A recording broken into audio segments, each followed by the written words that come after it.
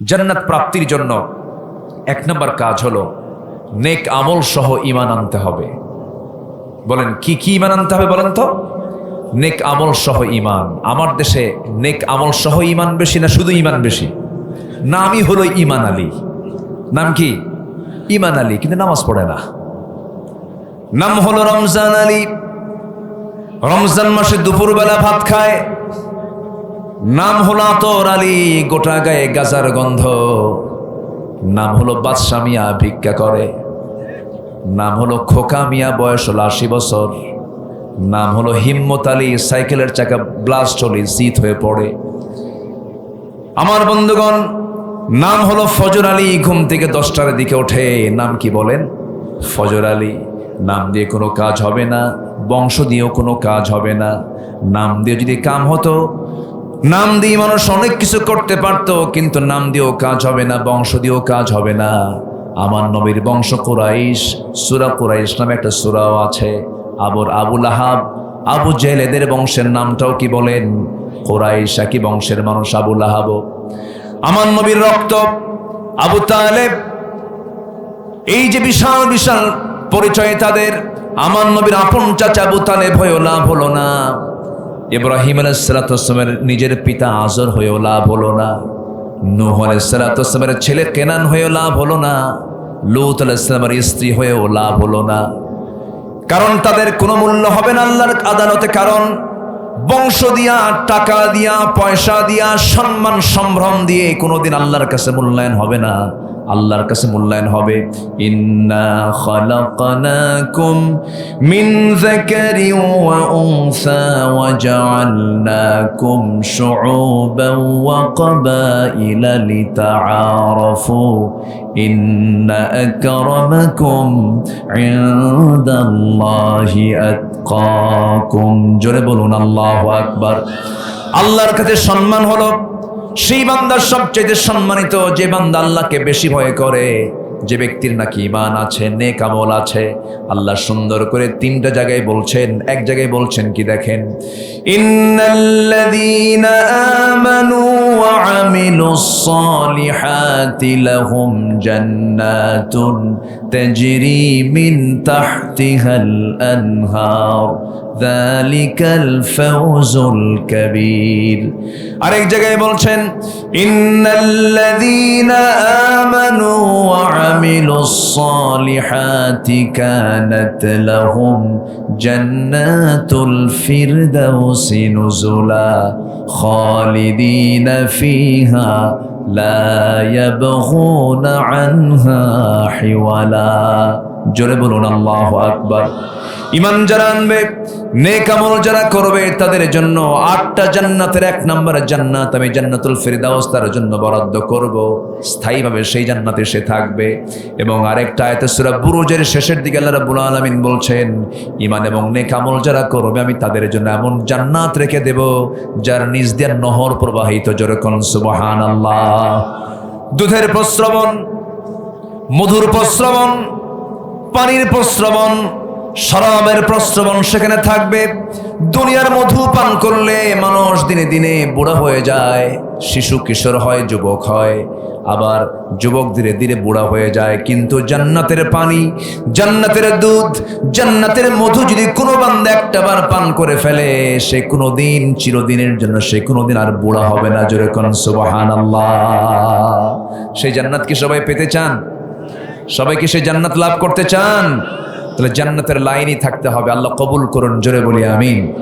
আমি কি আলোচনা চালাবো 2-1 করে, এর মধ্যে আবার ওঠা বসা করেন। এটা কেন? একটু বসেন, কেউ উঠবেন না, নড়াচড়া করবেন না। আমি খুব লম্বা সময় নিয়ে যে কথা বলবো তাও না, একটু বসুন, ধৈর্য ধরুন। অনেক কথা আছে, 15টা পয়েন্ট আমি ফাইন্ড আউট করে একটু হালকা ব্যাখ্যা দিয়ে আমি আলোচনার সমাপ্তির দিকে আস্তে আস্তে যাব। একটু সময় দিতে হবে। তাফসীর মানেই তো একটু সময় লাগে। তাফসীর মানেই তো এক্সপ্লেন, ব্যাখ্যা। সংক্ষিপ্ত শব্দ তো তাফসীর হয় না, একটু সময় লাগবে। আপনাকে থাকতে হবে, আপনি থাকবেন, মাহফিল সফল হবে। আপনি থাকবেন না, মাহফিল ব্যর্থ হয়ে যাবে। এই জন্য আপনার বসে থাকাটা অত্যন্ত গুরুত্বপূর্ণ একটা দায়িত্ব। আপনার বসে থাকা আগে না ধৈর্য আগে? বলেন বলেন বলেন বলেন, কি আগে? ধৈর্য আগে। ধৈর্য নিয়ে বসে থাকতে হবে। আল্লাহ তাআলা এই জন্য ধৈর্যশীলদের সাথে আছেন, নিজে এমনি বলেন নেই। আল্লাহ বলছেন আমি ধৈর্যশীলদেরকে ভালোবাসি এবং তার সাথেই আছি। আল্লাহু আকবার বলেন। সবচেয়ে বড় ধৈর্যের পিরামিড কে? আসতে বলবেন না কে? কাফের, মদ খায়, জেনা করে, আল্লাহর বিরুদ্ধে কথা বলে, এরপরে তার নাকের ডগায় আল্লাহ অক্সিজেন দিয়ে রাখেন। আল্লাহর ধৈর্য দেখছেন? আল্লাহর ধৈর্যশীল কত। আমরা একটু ধৈর্য নিয়ে শেষ পর্যন্ত থাকবো। জোরে বলি ইনশাআল্লাহ। আল্লাহ কবুল করুন, জোরে বলি আমিন। তাহলে আমরা সেই ঈমানটাকে নেক আমল সহ মজবুত করব। জোরে বলি ইনশাআল্লাহ। ঈমানদার কি হিংসা করতে পারে? আসতে কয়, ঈমানদার হিংসা করতে পারে? আমাদের সমাজে কি হিংসা আছে? অনেকে চুপচাপ আছে। এলাকায় হিংসা আছে? হিংসা হয়? আমাদের মধ্যে হিংসা হয়? দেখেন আওয়াজ এত কমে গেল, মনে ফেরেশতা বসে আছে সব। হিংসা বলেন তো, হিংসা টিংসা হয় কিনা বলেন? আসে।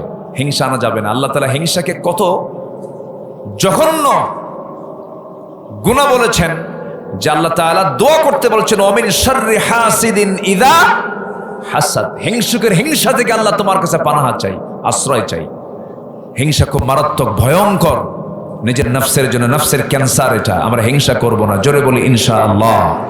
হিংসা যদি করি সব নেক আমলগুলো শেষ করে দেবে। ক্বালা ইয়াকুম ফিল হাসাদ ফাইনাল হাসাদা ইয়াকুলুল হাসানাত কামা তাকুলুন নারুল হাতাব।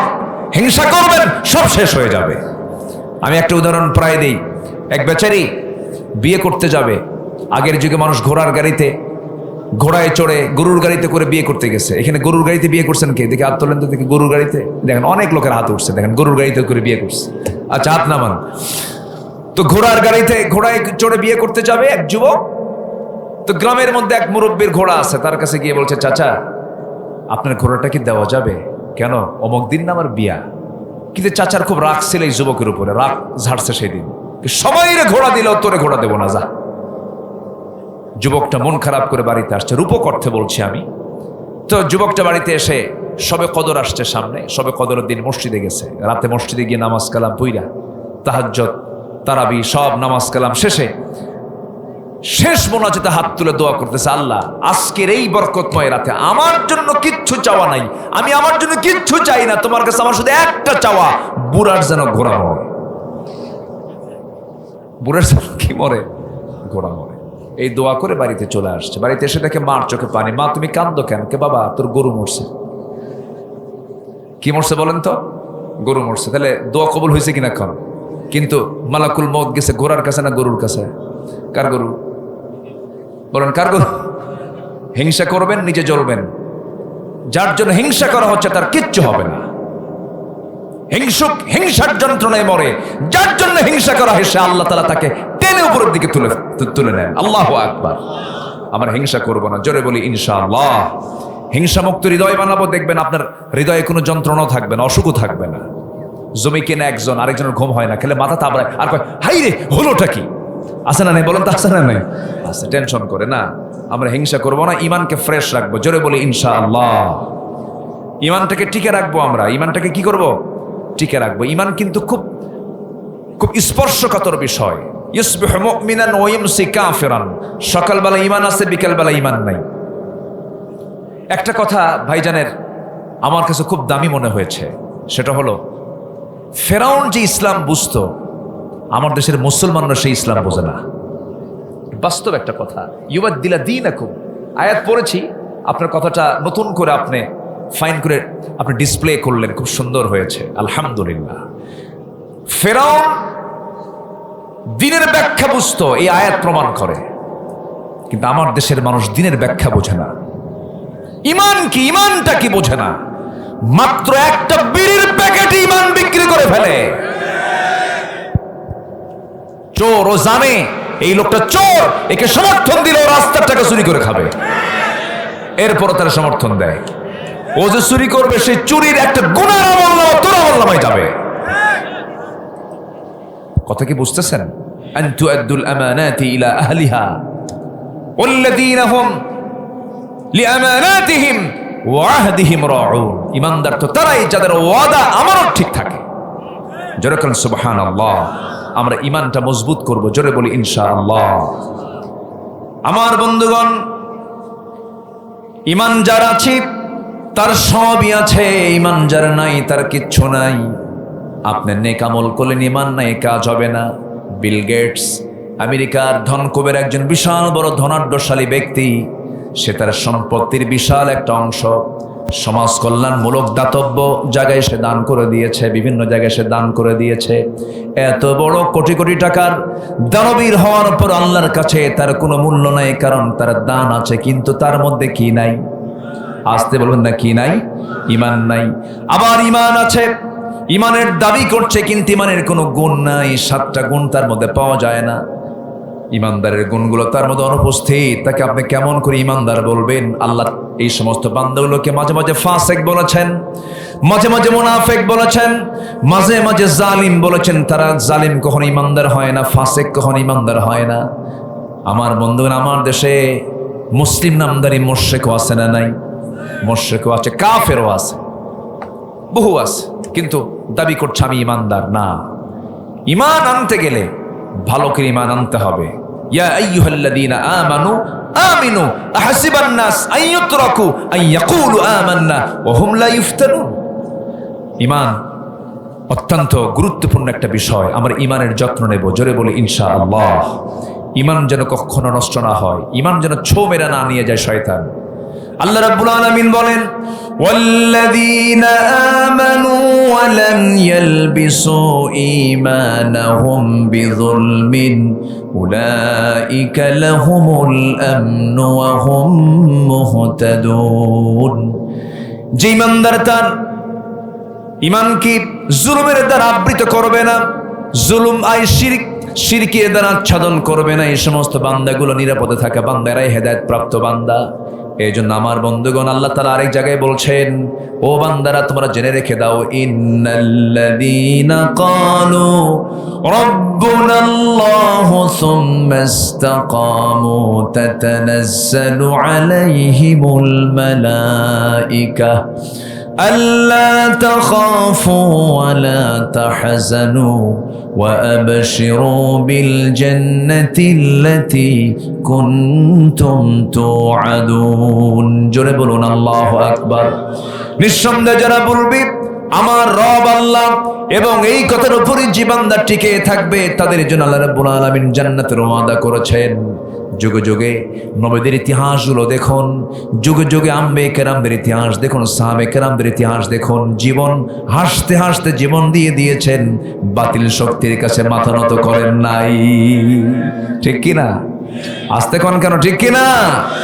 আমার দেশেও এরকম ঈমানদার ছিল যে আমরা ঈমানদারদের উদাহরণ দেওয়ার জন্য আমরা অনেক দূরে চলে যেতাম, মিশরে যেতাম, মক্কায় যেতাম, মদিনায় যেতাম। ঈমানের পরীক্ষায় উত্তীর্ণ হওয়া কিছু ঈমানদার বাংলার জমিনে আল্লাহ পাক পাঠিয়ে দিয়েছেন।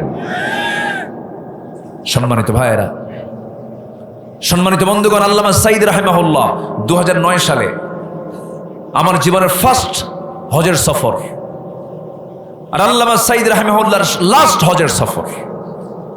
ওই সময় উনি হজে গিয়েছেন, নতুন সরকার তখন, অবৈধ সরকার তখন গঠন হয়, ট্রাইব্যুনাল গঠন হচ্ছে, টিপাইমুখীবাদের আন্দোলন চলছে, টিপাইমুখীবাদের বিরুদ্ধে আন্দোলন চলছে। ঠিক সেই সময় উনি হজে গিয়েছেন রয়্যাল গেস্ট হয়ে, আল্লাহ পাক আমাকেও নিয়েছিলেন। তো আমরা তাকে বললাম, হুজুর দেশের অবস্থা খুবই খারাপ, শোচনীয়, মাহফিলের সৌন্দর্য আমরা টিকে রাখি, আল্লাহ কবুল করুন, জোরে বলি আমিন। সম্মানিত ভাইয়েরা, মক্কা এবং মদিনার ঠিক মাঝখান বরাবর তার বাড়ি, নাম হচ্ছে আব্দুল্লাহ। নবীজির দাওয়াত পেলেন, টকবকে যুবক, সুন্দর চেহারা, নবীর দাওয়াত পেয়ে কালেমা পড়লেন। সুবহানাল্লাহ বলবেন না? অথচ আবু জেহেলের বাড়ি নবীর থেকে কয় মাইল দূরে? হ্যাঁ, সাথী বাড়ি, কিন্তু কালেমা জোটে নাই।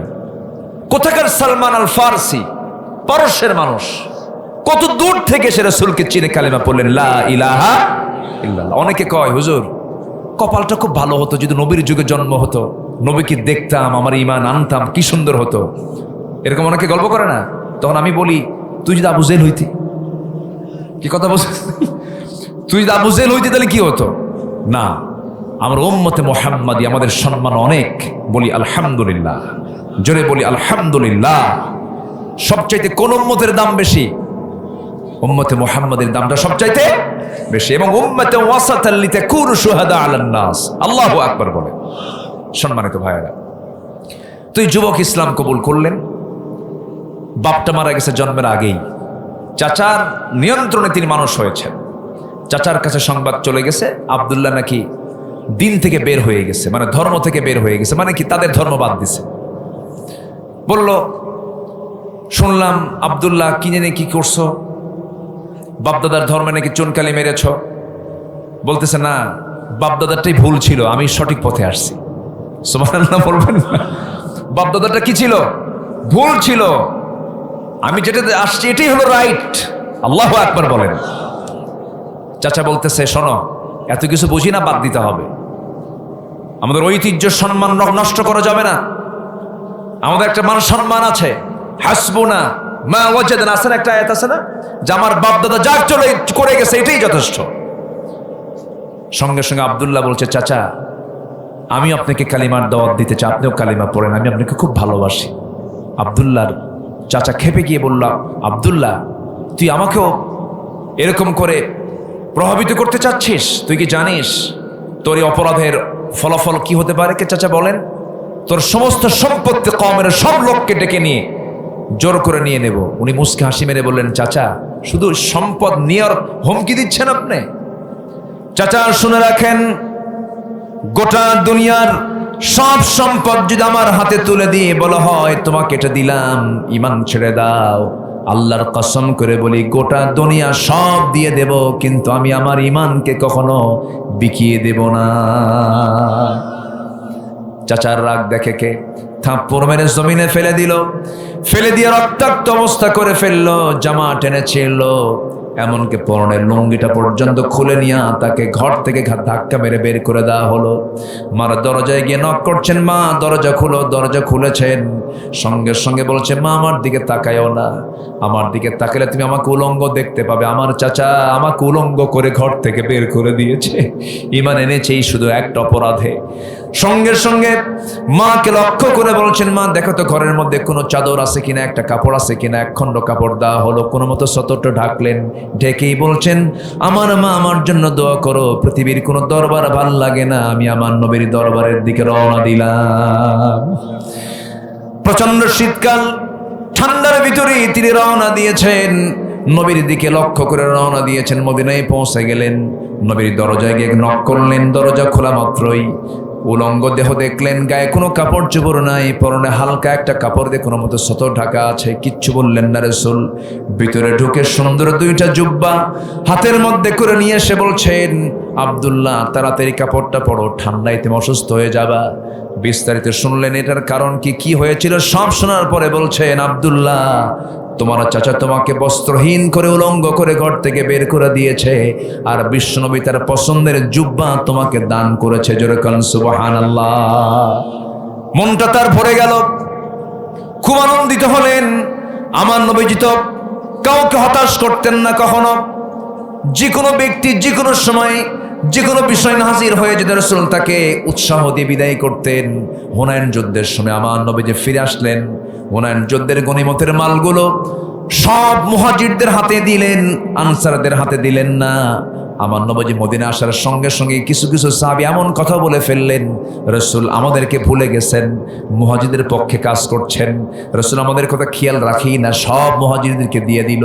এই জাতীয় কথা যখন নবীর কানে গেল, আমার নবীজি চুল পরিমাণ হতাশ হলেন না, মনক্ষুণ্ণ হলেন না, কি সুন্দর করে সমাধান করলেন। ও সাহাবীরা শোনো, হে আমার আনসার সাহাবীরা শোনো, মুহাজিররা তারা ছাগল নিয়ে গেছে ঘরে, মুহাজিররা তারা ভেড়া নিয়ে গেছে ঘরে, উট নিয়ে গেছে ঘরে, কিন্তু আনসার সাহাবীরা তোমরা তোমাদের ঘরে তোমাদের রাসূলকে নিয়ে চলে গেছো। সুবহানাল্লাহ বলো। রাসূল কি শান্ত পরিবেশ তৈরি করে হতাশ দূর করে দিলেন। কি চিন্তা করে আনসার, আমি তো তোমাদের ঘরের মেহমান, তোমাদের আবার কি লাগবে? সুবহানাল্লাহ বলবেন না? আমার নবীজি বলছেন, আব্দুল্লাহ আমি জুব্বা দিলাম, তোমার কোনো টেনশন নাই, যাও। আর কিছু বলবা? আব্দুল্লাহ বলে, হুজুর আমার একটা দোয়া আছে। কি দোয়া? আপনি তো আমার জন্য দোয়া করেন, আমি যেন শহীদ হয়ে যাই। যেরকম সুবহানাল্লাহ, আমি যেন শহীদের মর্যাদা পেয়ে যাই। আমার নবীজি দুটো হাত উঁচু করে আল্লাহর দরবারে দোয়া করছেন, আল্লাহ তাআলা আমার আব্দুল্লাহর জানমালকে তুমি কাফের বেঈমানদের জন্য হারাম করে দাও। এই কথা শোনার সঙ্গে সঙ্গে সাহাবীর মন খারাপ হয়ে গেল। তিনি বলছেন, ইয়া রাসূলুল্লাহ, আপনি এমনটা করে দোয়া করলেন, আমি শহীদ হব কেমনে? কাফের মুশরিকদের আঘাত যদি আমার দেহে না লাগে আমি শহীদের মর্যাদা কেমন করে পাবো? রাসূল বলেন, আব্দুল্লাহ রে, তোমার জন্য আমি যে দোয়া করেছি চিন্তা করো না, কারণ তোমার যদি শাহাদাতের তামান্না হৃদয়ে লালন হয়ে থাকে, ওয়াইম্মা তাআলা ফিরাশিহি, তোমার মৃত্যু যদি বিছানায় হয়ে থাকে, আল্লাহ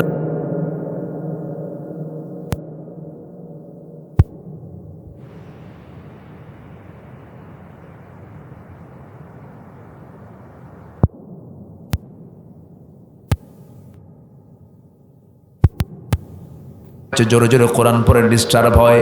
রাসূল বলছেন, কোন সাহাবী? বলো। আব্দুল্লাহ তার নাম। রাসূল বলছেন, খবরদার তোমরা আব্দুল্লাহর বিরুদ্ধে রিপোর্ট করতে এসো না, কারণ আব্দুল্লাহ ঈমানটাকে রক্ষা করতে গিয়া দুনিয়া বিক্রি করে দিয়েছে।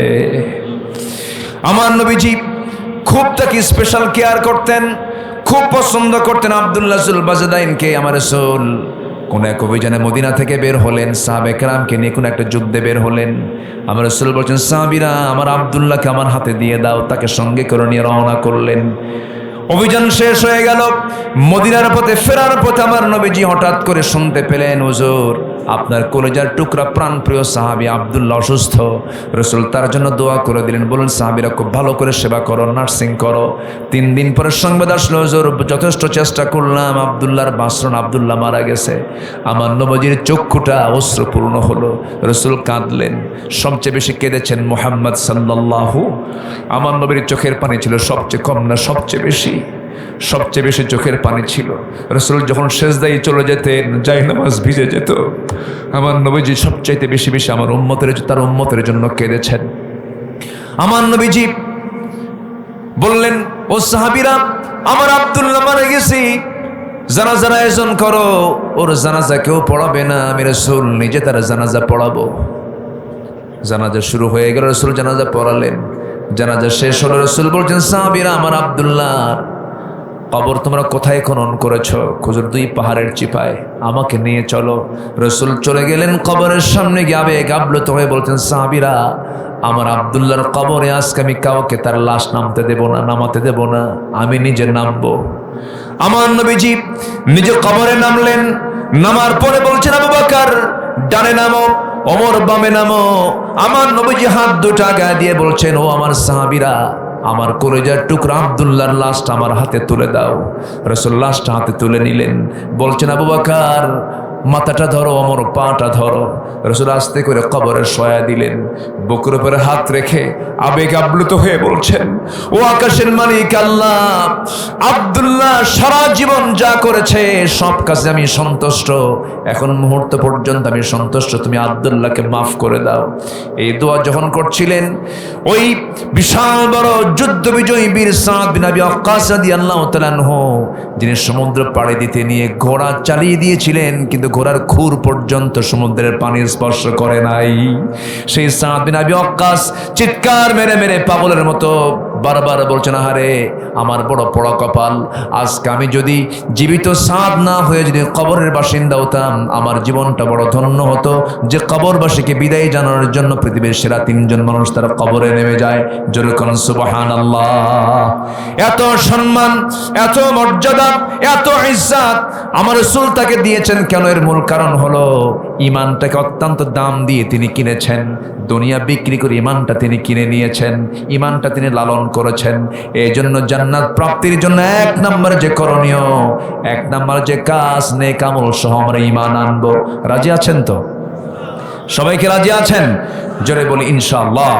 আরো জোরে বলি ইনশাআল্লাহ। নাম্বার 2 হলো তাকওয়া অবলম্বন করা। কি অবলম্বন করা বলেন? তাকওয়া অবলম্বন করা। তাকওয়াটা কি? তাকওয়া মানে হলো বেঁচে থাকা। হারাম কাজ থেকে নিজেকে গুটিয়ে রাখা। আল্লাহ রাব্বুল আলামিন তাকওয়ার ব্যাপারে বহু কথা বলেছেন।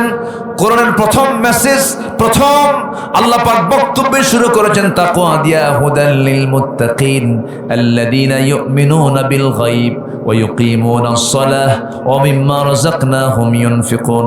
আল্লাহ পাক মুত্তাকিদের গুণগুলো প্রথমে শুরু করেছেন। প্রথম ওয়াজ আল্লাহ পাক মুত্তাকিদের করেছেন। প্রথম ওয়াজ কি বলেন? মুত্তাকিদের না করেছেন।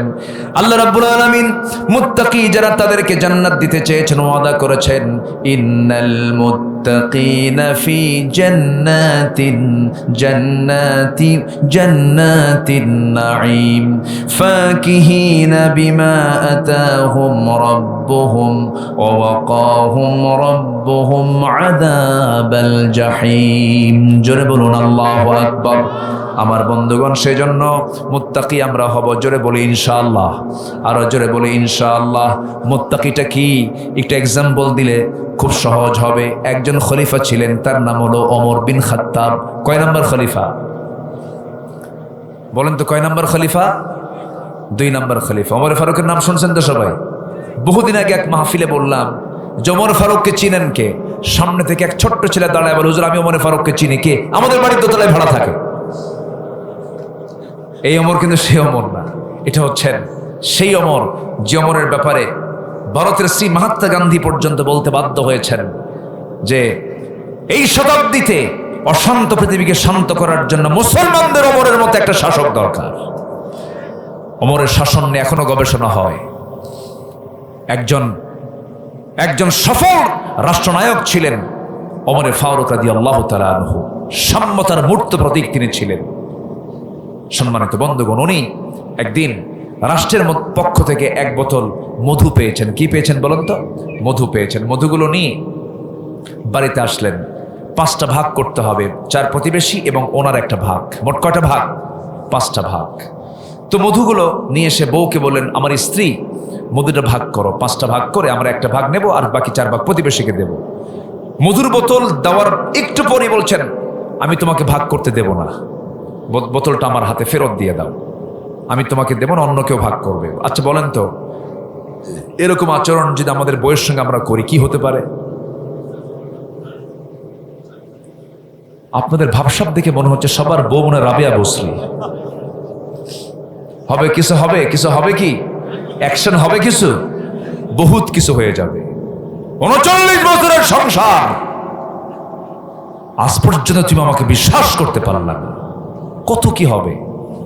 কিন্তু উনি তো ওমরে ফারুকের স্ত্রী, উনি চুপচাপ, একটু মন তো খারাপ হবেই। বোতলটা দিয়ে দিলেন, হ্যান্ড ওভার করলেন, ব্যাক করলেন। উনি মধুটা নিয়ে এক প্রতিবেশীর ঘরে চলে গেলেন। প্রতিবেশীর ঘরে গিয়া ওই প্রতিবেশীকে ডাক দিয়ে বলছেন, প্রতিবেশী শোনো, এই যে মধুর বোতল তোমাকে দিলাম, সমান 5টা ভাগ করবে। একটা ভাগ আমাকে দেবে, বাকি 4 ভাগ তোমরা 4 জন নিয়ে নিবা। ওনার অংশের মধুগুলো নিয়ে বাড়িতে এসে গিন্নিকে ডাক দিয়ে বলছে, গিন্নি আমার, আমি তোমাকে দারুণ ভালোবাসি, আমি তোমাকে মোহাব্বত করি, ট্রাস্ট করি, কোনো সন্দেহ নাই। আমার সন্তানগুলো তুমি লালন পালন করো, আমি রাষ্ট্র দেখি, তুমি পরিবার দেখো, সন্তানগুলো দেখো, তোমার বিশাল অবদান আমার পরিবারে আছে। আমি তোমাকে সন্দেহ করে মধুর বোতলটা আমি তোমার হাত থেকে নেই নাই, কিন্তু নিয়েছি কেন? তুমি যখন মধু ভাগ করতে যাবে সমান ভাগে ভাগ হবে, কিন্তু মধু তো তরল জিনিস। মধু ভাগ করতে নিয়া ওই তরল জিনিস হাত দিয়ে যখন ভাগ করতে যাবে, কিছু অংশ হাতে 1 ফোঁটা হোক, 2 ফোঁটা হোক, 3 ফোঁটা হোক, মধু তোমার হাতে লেগে যাবে। এই 2 ফোঁটা 3 ফোঁটা মধু, এই অংশটুকু আমাদের ভাগে বেশি আসুক এটা চাই নাই মনে করে মধুভোগের দায়িত্ব আমি অন্যের কাঁধে চাপায়া দিয়েছি। এটার নাম তাকওয়া। এটার নাম কি বলেন? তাকওয়া। ওমরে ফারুক বসে আছেন, রাষ্ট্রের কিছু খেজুর এসেছে কার্টুন ভরা। সেই কার্টুন ভরা খেজুরের মধ্যে ওমরে ফারুকের ছোট্ট ছেলে, ছোট্ট বাচ্চা, নাবালক সন্তান হাত দিয়ে খেজুর একটা তুলে নিয়ে মুখের মধ্যে তুলে নিয়েছেন। ওমরে ফারুক করলেন কি, ছেলেকে, সন্তানকে জোর করে টেনে নিয়ে মুখের মধ্যে নখ ঢুকায়া সেই খেজুরটা বের করে দিয়ে বলছে, মার সন্তান, মার কোলে যা, মার সন্তান, মার কোলে যা। সন্তানকে পাঠায়া দিয়েছে, মার কাছে গিয়ে কান্নাকাটি করে বলছে, আব্বা আমার সঙ্গে এমনটা করলো। কিছুক্ষণ পর খলিফা নিজে ঢুকলেন, স্ত্রী বলছেন, স্বামী আমার, আমরা তো খেজুরের অংশ পাবোই, ভাগের একটা অংশ আমরা পাবো, সেখান থেকে নয় একটা দুইটা খেজুর কম নিতাম।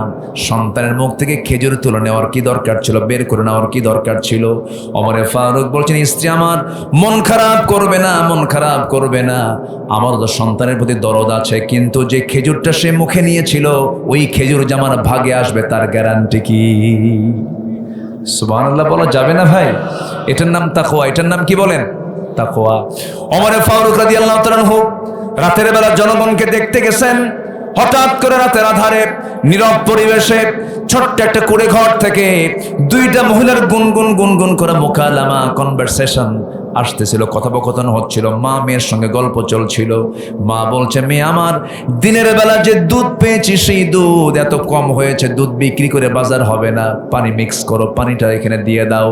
এবার মেয়ে বলছে, মা এটা আমার দ্বারা সম্ভব না, কারণ ওমরের শাসন মারাত্মক ভয়ঙ্কর শাসন, কোনো ক্রমে জানতে পারলে বিশাল বড় শাস্তি হয়ে যাবে, এটা আমার দ্বারা সম্ভব না। এবার মা বলছে, ওমরের প্রশাসন তো এই জায়গায় কেউ দেখবে না, অন্ধকারে পানি দিবা। এবার মেয়ে বলছে, মা ওমরের প্রশাসন নয় না দেখলো, কিন্তু আমার আল্লাহ তাআলা এই তো অবকর্ম দেখতে পাবেন, আমার দ্বারা সম্ভব হবে না।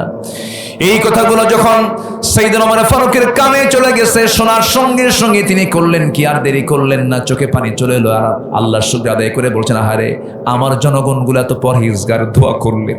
বাড়িতে গেলেন, বউকে ডাক দিয়ে বলছেন, বউ আমার, আমি আজকে বহুদিন যাবত আমার ছেলেকে বিয়ে করাবো, আমার ছেলে কি নতুন সুন্দর একটা পরিবার দেখে, মেয়ে দেখে আমার ছেলেকে বিয়ে করাবো, কিন্তু ভালো বৌমা পাচ্ছিলাম না, ভালো মেয়ে পাচ্ছিলাম না। আজকে আল্লাহ পাক আমার কপাল খুলে দিয়েছে, একটা ভালো মেয়ে পেয়েছি। কোন মেয়ে? অমুক এলাকায় তার বাড়ি, দুধ বেচে খায়। কি বেচে খায়? দুধ বেচে যারা খায় তাদেরকে কি বলে এলাকায়? ভাই কি বলে এলাকায়? এটা গোয়াল বলে। আচ্ছা, গোয়াল যারা দুধ বেচে খায় তারা কি খুব মানে ধনী টনির মানুষ মনে হয় নাকি? ধনী মানুষ। আর এইদিকে ওমরে ফারুক হচ্ছেন অর্ধ দুনিয়ার শাসনকর্তা। তিনি কি করলেন? তার বউকে পাঠায় দিয়ে বলছেন, যাও, ওই দুধ বিক্রেতার মেয়ে হবে আমার ছেলের বউ। সুবহানাল্লাহ বলবেন না? কিসের ভিত্তিতে বলেন? বলেন বলেন বলেন। তাকওয়ার ভিত্তিতে। এটাই হচ্ছে তাকওয়া। অনেক কথা ছিল, আমরা মুত্তাকি হব, জোরে বলি ইনশাআল্লাহ। সকল প্রকার হারাম কাজ থেকে নিজেকে গুটিয়ে রাখবো, জোরে বলি ইনশাআল্লাহ। আমি কি দোয়া করে দেব? আলোচনা চালাবো? আচ্ছা, চলতেছে 2 নাম্বার। চলতেছে কয় নাম্বার বলেন? 2 নাম্বার। নাম্বার 3 হলো নামাজ কায়েম করা এবং অনর্থক কাজ থেকে নিজেকে বিরত রাখা। আমার দেশে কি নামাজ কায়েম আছে? হ্যাঁ আছে। আমার দেশে কি নামাজ কায়েম আছে? নামাজ কায়েম নাই। নামাজ আদায় হয়, তা 5% নামাজ পড়ে, বাকি নামাজের কোনো খবরই নাই। আজকে যদি নামাজ রাষ্ট্রীয় পর্যায়ে কায়েম থাকতো, 5% নামাজি থাকতো না, 95% নামাজি হতো আমার দেশের মানুষ। অতএব সব দেখা শেষ। আগামীর সরকার আমরা দেখতে চাই নামাজের সরকার। সবাইকে রাজি আছেন? রাজি আছেন কারা কারা? হাত উঁচু করে দেখান মুসলমান।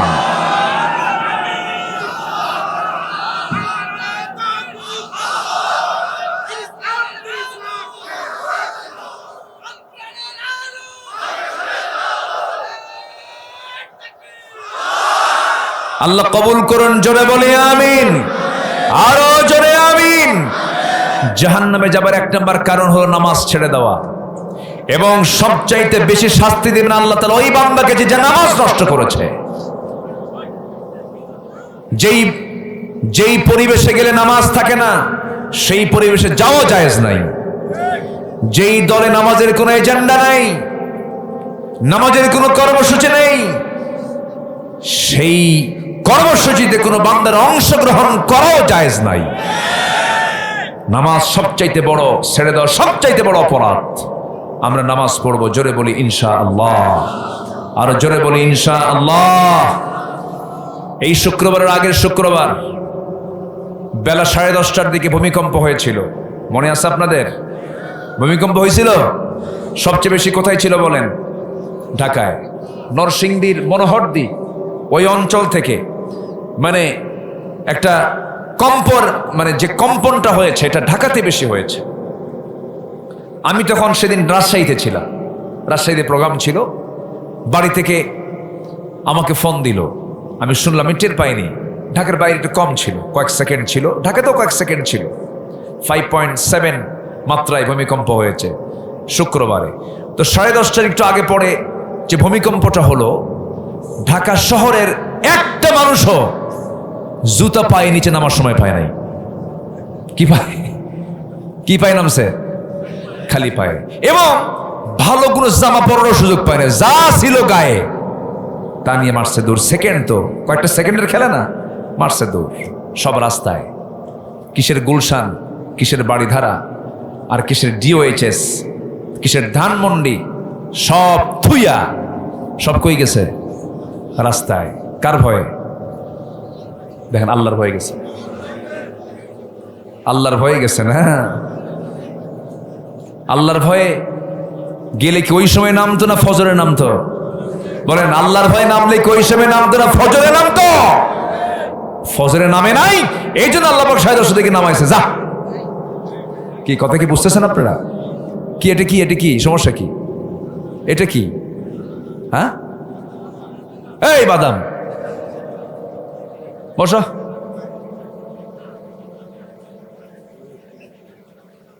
কি মুশকিল, ওর মধ্যে ঢুকছে এটা নিয়ে।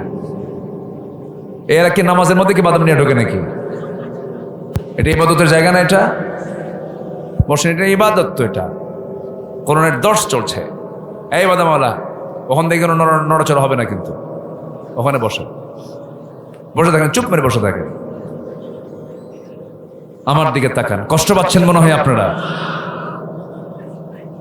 আমি খুবই খুশি আপনাদেরকে পেয়ে, আলহামদুলিল্লাহ। আপনারা অত্যন্ত বিনয়ী মানুষ, বলি আলহামদুলিল্লাহ। ফজর নামাজ হবে তো? সবার কি ফজর হবে? ফজর হবে? কোথায় হবে ফজর? একটা প্রশ্ন করি, বলুন তো, আমার দেশে কোন ওয়াক্তে সবচাইতে মুসল্লি মসজিদে কম? বলেন, কোন ওয়াক্তে? আর সবচাইতে মানুষ বেশি থাকে, বেশি মানুষ থাকে যে ওয়াক্তে, সেটা কোন ওয়াক্ত? বাড়িতে থাকে। বাড়িতে কোন ওয়াক্তে মানুষ বাড়িতে বেশি থাকে? এখনো বোঝেন নাই না? বলতেছেন না ইচ্ছে কইরা? বলেন, কোন ওয়াক্তে সবচেয়ে কম মুসল্লি পাওয়া যায়? আচ্ছা, কোন ওয়াক্তে বাড়িতে মানুষ বেশি থাকে? ফজরে। তাহলে মানুষগুলো কি করে? কি করে? ঘুমায়। আল্লাহ কইছে, তুই ঘুমালি? 10:30টার দিকে আল্লাহ দিয়েছেন একটা কম্পন, একটু নাড়া দিছে, সব থুয়ে মারছে দৌড়। আল্লাহর ভয় না মরার ভয়? মরার ভয়। হতো না এটা যদি ফজরের সময় মসজিদে যেত। ভূমিকম্প কি এমনি দেয় আল্লাহ? যদিও চলমান প্রক্রিয়া। আমরা যে জমিনে থাকি এটা কিন্তু শান্ত না। এটা কি শান্ত জমিন ভাবতেছেন? শান্ত বিল্ডিং বানাইছেন, নড়াচড়া করে না, ঠিক আছে, খুব শক্তিশালী, দারুণ ভিত, এরকম ভাবতেছি না আমরা? আরে এত রড দিছে, BSRM, KSRM, বিশাল শক্তিশালী মাল্টি স্টোরেড বিল্ডিং, কিন্তু পৃথিবী নামক এই জমিন নামক জায়গাটা কিন্তু শান্ত না। এর নিচে অবিরাম এক রহস্যময় টেকটনিক গতির খেলা চলছে। এই টেকটনিক প্লেটগুলো এই কবরের সাথে সংঘর্ষ যখন করে, অথবা সরে গিয়ে জমে থাকা শক্তি হঠাৎ মুক্তি পায়, তখন একটা শক্তিশালী শকওয়েভ সৃষ্টি করে পুরো জমিনকে কাঁপিয়ে তোলে। আল্লাহু আকবার বলেন। আল্লাহ এই প্লেটগুলোকে যদি চাইলেই, যদি একটু বেশি সময় দিয়ে যদি একটু ধাক্কা মেরে দিতেন, পৃথিবীর কোনো কিছু থাকতো? সেদিন শুধু 11 সেকেন্ড না হয়, যদি 1 মিনিট হতো, আগামী 100 বছরও ঢাকা আগের অবস্থায় ফিরতে পারতো না। তাহলে আমাদের সতর্ক হওয়ার দরকার আছে না নাই? আসতে বলেন, আছে না নাই? জমিন যেন না কাঁপে। আল্লাহ দিয়েছেন জায়গায় জায়গায় পাহাড় দিয়েছেন। কি দিয়েছেন? পাহাড়। ওয়াল জিবালা আওতাদা, এটা পেরেগের মতো করে দিয়েছেন। পাহাড় উপরে যা থাকে, আমরা যা দেখতে পাই, উপর বিশাল পাহাড়, উঁচু পাহাড় দেখতে পাই। এই পাহাড়কে ঠিক রাখার জন্য মাত্র 10% পাহাড়ের অংশ থাকে উপরে, আর বাকি 90% থাকে হলো পাহাড়ের নিচে। ওটা ভিত। ওটা কি? ভিত রাখে। কেন? পৃথিবী যেন আন্দোলিত না হয়। আল্লাহ পাক এই কথা কত আগে বলেছেন। আল্লাহ রাব্বুল আলামিন বলেন, ওয়ালকা ফিল আরদি রাওয়াসিয়া আন তামিদা বিকুম ওয়া আনহারা ওয়া সুবুলাল লাআল্লাকুম তাহতাদুন। জোরে বলুন আল্লাহু আকবার। তিনি জমিনে স্থাপন করেছেন সুদৃঢ় পর্বতমালা, যাতে তোমাদের নিয়ে জমিন হেলে না যায়। জমিন কি না যায়? হেলে না যায়, নড়াচড়া না করে। আল্লাহ রাব্বুল আলামিন এবং তোমাদের জন্য নদ নদী পথসমূহ যাতে তোমরা পথপ্রাপ্ত হও, এগুলো আল্লাহ পাক দিয়ে দিয়েছেন। আমার বন্ধুগণ, আল্লাহ রাব্বুল আলামিন সব কিছুই ঠিক রেখেছেন, কিন্তু বান্দার উপরে এটা গজব আকারে আসে। যখন মাদক বেড়ে যাবে, যখন জেনা বেড়ে যাবে, যখন সুদ বেড়ে যাবে, যখন বাদ্যযন্ত্র বেড়ে যাবে, সেই সময় গজব আসবে কম না বেশি? ভূমিকম্প এখন কম কম না বেশি বেশি? পাতলা পাতলা না ঘন ঘন হচ্ছে? বলেন, ঘন ঘন হচ্ছে। আমার বন্ধু, এগুলো থেকে বাঁচার জন্য আমাকে আপনাকে হারাম পন্থা অবলম্বন করে হালাল পন্থায় ফিরে আসতে হবে, তাকে অর্জন করতে হবে। আজান যখন শুনবো সঙ্গে সঙ্গে ছুটে যাব কিসের দিকে বলেন? মসজিদের দিকে। রাজুলুন কলবুহু মুআল্লাকুম বিল মাসাজিদ। যদি কোনো বান্দার দিল যদি মসজিদের সঙ্গে লটকানো থাকে, যদি মসজিদ ভিত্তিক তার জীবনটা যদি গড়ে তুলতে পারে, আল্লাহ রাব্বুল আলামিন বলছেন, বান্দা আমি তোকে আরশ আজিমের ছায়ায় তোকে আমি নিজে জায়গা করে দেব। জোরে কোন সুবহানাল্লাহ। আরশ আজিম কয় তলার উপরে? বলেন, আরশ আজিম কয় তলায়? হ্যাঁ, কেউ কিছু কয় না রে। আরশ আজিম কয় তলায়? সাবআ সামাওয়াত, 7টা আকাশের উপরে। জোরে খান সুবহানাল্লাহ। তাহলে আল্লাহ বলছেন, বান্দা তুই আমার মহব্বতে তোর দিলটা মসজিদের সঙ্গে ঝুলায় রাখবি, আমি তোকে আরশ আজিমের ছায়ায় জায়গা দিয়ে দেব। জোরে খান সুবহানাল্লাহ। আরশ আজিমের ছায়ায় তোকে জায়গা দেব। এটা কম কথা? আরশ আজিম কি এত সস্তা জিনিস? এটি খুঁজে পাওয়া সম্ভব? আল্লাহ যদি আমাকে না দেন? দুনিয়ার মানুষ একটু চাঁদে গেছে। কোথায় গেছে? চাঁদে গেছে, একটু মঙ্গল গ্রহে বিশাল কিছু জয় করছে, কিচ্ছুই করে নাই। সূর্যের কাছে তো যাওয়ার সমক্ষমতা না। আভ্যন্তরীণ তাপমাত্রা হলো 15 million degree Celsius. 15 million degree Celsius তাপমাত্রা হলো সূর্যের আভ্যন্তরীণ তাপমাত্রা। সম্মানিত ভাইয়েরা, চাঁদে গেল, মঙ্গল গ্রহে গেল। এখন বান্দা যদি চিন্তা করে আমি একটু তারার দেশে যাব, তারকার দেশে যাব।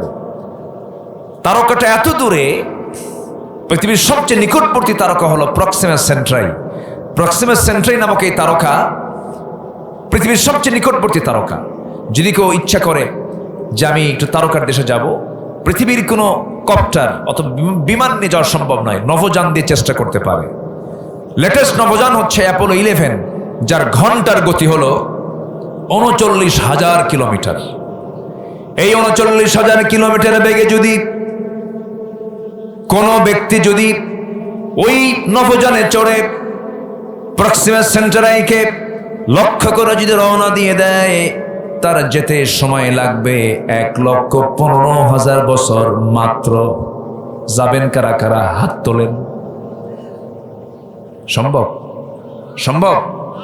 আল্লাহ বলছেন, বান্দা তুই শুধু দিলটা মসজিদের সঙ্গে লটকায় রাখবি, আমি তোকে আরশ আজিমের ছায়ায় তোকে জায়গা দিয়ে দেব। সেই 7 আকাশের জায়গা দিয়ে দিবেন। 5 ওয়াক্ত নামাজ কি সবাই পড়তে রাজি আছেন? এটা হাত তুলে দেখানো যাবে ভাই? 5 ওয়াক্ত নামাজ জোরে বলি ইয়া আল্লাহ, আরো জোরে বলি ইয়া আল্লাহ। আমাদেরকে 5 ওয়াক্ত সালাত আদায় করার তৌফিক তুমি আল্লাহ দিয়া দাও। জোরে বলি আমিন, আরো জোরে আমিন, আরো জোরে আমিন। হাত নামান। পাশে কি মা বোন আছে? বলি আলহামদুলিল্লাহ। এই যুবকরা, তোমরা কি স্মার্টফোন চালাও? মোবাইল টোবাইল চালাও? হ্যাঁ, চালাবা, বেশি করে চালাবা, কোনো সমস্যা নাই। হাসে, দেখছেন আমার কথা শুনে সব হাসে। হুজুর তো এটা বলছে, একটু উল্টা কইছে। স্মার্টফোন ব্যবহারের নীতিমালা আমি তোমাকে বলে দিচ্ছি। এই কথাগুলো বলা খুব এসেনশিয়াল। এই কথাগুলো আমরা না বললে আল্লাহর কাছে জবাব দিতে হবে। স্মার্টফোন এটা প্রয়োজন, কিন্তু তুমি যদি ফোনের মুরিদ হও, তোমার ফোন ব্যবহার করা যাবে না। তোমার মুরিদ হতে হবে ফোনকে। তুমি চালাও ফোনকে, তাহলে ঠিক আছে। তোমাকে চালাই ফোন, তুমি শেষ। ফ্রি ফায়ার, পাবজি, ক্যাসিনো, এই যুবকরা আর কি কম? আর কি আছে? আছে কি না? আরো আছে। অসংখ্য পরিবার আজকে ফকির হয়ে গেছে শুধু এই গেমস আর এই জুয়াগুলো খেলার কারণে। আজকে মোবাইলে জুয়া চলে আসছে। সাবধান, মদ, জুয়া, গেমস আসক্তি, এগুলো সব হারাম কাজ। হারাম ঘোষণা করেছেন তিনি কে? আসতে বলবেন না, তিনি কে? যুবক, তোমার চক্ষু নষ্ট করো না। তোমার চক্ষু দিয়ে হারাম কোনো চিত্র তুমি দেখতে যেও না। পর্নোগ্রাফি এটা হচ্ছে শয়তানের মস্ত বড় একটা ফাঁদ। তোমার জীবন যৌবন সব ধ্বংস করে দেবে। তোমার ফ্রন্টাল সেলগুলো সব শুকে শুকে যাবে। তোমার স্মৃতিশক্তি লোপ পাবে। তোমার জীবন যৌবন সব ধ্বংস হয়ে যাবে। এগুলোর কাছে তুমি কখনো নিজের জীবনকে নষ্ট করার জন্য প্রস্তুত থাকবে না। সাবধান থেকো যুবক। তোমার বিবাহ পূর্ব কোনো নোংরামি, অবৈধ কোনো সম্পর্কে জড়ানো যাবে না। বিবাহ পূর্ব কোনো প্রেম হয় না, এটা বলা হয় জেনা। এটা কি বলে? জেনা। বিবাহ পূর্ব কোনো সম্পর্ক লিগ্যাল কখনো হতে পারে না। খুব সাবধান থাকতে হবে। একজন যুবকের জীবনে গার্লফ্রেন্ড একজন, সে হচ্ছে তার স্ত্রী। বয়ফ্রেন্ড, গার্লফ্রেন্ড মুসলমানদের সভ্যতা নয়, এটা মুসলমানদের চরিত্র নয়। আবার যুবক আরেক যুবককে বলে, তোর কি গার্লফ্রেন্ড আছে রে? কে না তো, তুই তো মানুষই না। এরকম আছে না? তুই ব্যাকডেটেড, তুই দাদার যুগের মানুষ, একটা গার্লফ্রেন্ড নাই, তাহলে হলো? যুবক, এগুলো করবা না। বিবাহের প্রয়োজন হলে সোজা বাড়িতে প্রস্তাব দিয়ে ফেলবে। বাড়িতে বলবে, আব্বাকে বলবে, মাকে বলবে, আব্বা বিয়ে করাও। যুবকরা কিচ্ছু কয় না। কি? কিছুই কয় না। আমার কথা ঠিক আছে কি না? না, কাম হবে না, এরা বিয়ে শাদী করবে না। বিয়ে শাদীর দরকার আছে না নাই? আসতে বলবেন না, আছে না নাই? আছে। বিয়েই পারে হলো ইমানকে রক্ষা করতে। আর নিকাহ নিসফুল ইমান। রাসূল বিয়েকে সহজ করেছেন। বিয়ে যখন সহজ হয়ে যায় তখন জেনা কি হয়ে যায়? কঠিন হয়ে যায়। কঠিন জেনা করা তখন কঠিন হয়ে যায়। কিন্তু আজকের সমাজে বিয়েটাই কঠিন হয়ে গেছে, জেনাটা কি হয়ে গেছে? সহজ হয়ে গেছে। আমরা যুবকদেরকে আহ্বান করব, চরিত্রকে সুন্দর করার চেষ্টা করো। চরিত্র সুন্দর হলে, সুন্দর চরিত্র নিয়ে তুমি সবার আগে জান্নাতে চলে যাবে। হুসনে খুলক, এটার ওজন সবচেয়ে বেশি হবে হাসরের দিন। এটার ওজন এত ভারী হবে যে তার ওজনটা একদম ভারী হয়ে যাবে, সোজা জান্নাতে চলে যাবে। এই জন্য যুবকরা, তোমার যৌবনকে সুন্দর চরিত্র দিয়ে, সততা দিয়ে, রোজা দিয়ে, তাকওয়া দিয়ে, তোমার চোখের হেফাজতের মধ্য দিয়ে, তোমার হাতের জিকিরের মধ্য দিয়ে, তোমার মুখের জিকিরের মধ্য দিয়ে তোমার জীবনটা সুন্দর করে সাজিয়ে নাও জান্নাত প্রাপ্তির জন্য। আল্লাহ কবুল করুন, জোরে বলি আমিন। নাম্বার 4 হলো রোজা পালন করা। নাম্বার 5 হলো রবের তাওয়াক্কুল করা। নাম্বার 6 হলো আল্লাহর জন্য সম্পদ ব্যয় করা। নাম্বার 7 হচ্ছে মন্দ প্রতিহত করে ভালোকে প্রতিষ্ঠা করা। নাম্বার 8 হলো শিরিক থেকে দূরে থাকা। নাম্বার 9 হলো আল্লাহর জন্য ধৈর্য ধারণ করা। ইন্নামা ইউয়াফাস সাবিরুন আজরাহুম বিগাইরি হিসাব। আল্লাহ তাআলা এরকম করে বহু জায়গায় ধৈর্যের ব্যাপারে কথা বলেছেন। নাম্বার 10 হচ্ছে তওবা করা, আল্লাহর দিকে ফিরে আসা। ইল্লা মান তাবা ওয়া আমানা ওয়া আমিলা সালিহান ফাউলাইকা ইয়াদখুলুল জান্নাতা ওয়া লা ইউযলামুনা শাইআ। নাম্বার 11 হলো আল্লাহর পথে জিহাদ করা। আল্লাহ রাব্বুল আলামিন জিহাদের কথা বলেন, ওয়া মান ইউজাহিদ ফাইন্নামা ইউজাহিদু লিনাফসিহি ইন্নাল্লাহা গানিয়্যুন আনিল আলামিন। নাম্বার 12 হলো পাপের উপর অবিচল না থাকা, আল্লাহর নিকট ক্ষমা প্রার্থনা করা। ওয়াল্লাযীনা ইযা ফাআলু ফাহিশাতান আও যালামু আনফুসাহুম যাকারুল্লাহ ফাস্তাগফিরু লিযুনুবিহিম ওয়া মান ইয়াগফিরুয যুনুবা ইল্লাল্লাহ। নাম্বার 13 হলো সত্যের পথে অবিচল থাকা। নাম্বার 14 হলো আল্লাহর জন্য মুমিনদের মাঝে পরস্পর সুন্দর সম্পর্ক রক্ষা করা। ইন্নামাল মুমিনুনা ইখওয়া ফাসলিহু বাইনা আখাওয়াইকুম। নাম্বার 15 হলো অন্যায় অশ্লীলতা থেকে মুক্ত হয়ে ইহসান, ন্যায়পরায়ণতা, হাক্কুল ইবাদত আদায় করা। সবচেয়ে ব্যাপক বিস্তৃত আয়াত, ইন্নাল্লাহা ইয়া'মুরু বিল আদল ওয়াল ইহসান ওয়া ইতাইযিল কুরবা ওয়া ইয়ানহা আনিল ফাহশাই ওয়াল মুনকারি ওয়াল বাগি ইয়া'iদুকুম লাআল্লাকুম তাযাক্কারুন। আল্লাহ তাআলা 15টি গুণ অর্জন করে জান্নাত প্রাপ্তির উপযুক্ত যোগ্যতা হাসিল করার তৌফিক সবাইকে দান করুন।